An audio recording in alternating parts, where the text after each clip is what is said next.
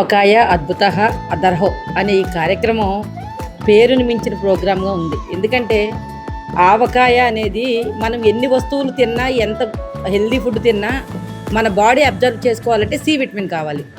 మన పూర్వీకులు ఆ సి విటమిన్ ఎక్కడి నుంచి వస్తుంది, దాన్ని ఎలా నిలవ పెట్టుకోవాలనే కార్యక్రమంలో భాగంగానే ఈ ఆవకాయ అనేది పుట్టింది. అయితే ఆ సి విటమిన్ మన బాడీకి పట్టే క్రమంలో దాన్ని విషతుల్యం చేయడానికి మనం ప్లాస్టిక్ సీసాల్లో పెట్టడం వల్ల విషతుల్యం అయిపోతుంది.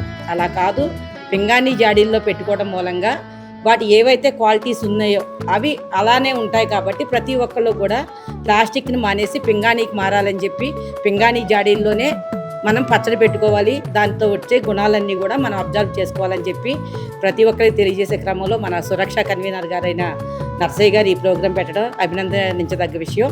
కాబట్టి ప్రతి ఒక్కళ్ళు కూడా ఈ సూచనలు పాటిస్తారని అనుకుంటూ అందరికీ ధన్యవాదాలు తెలియజేస్తాను.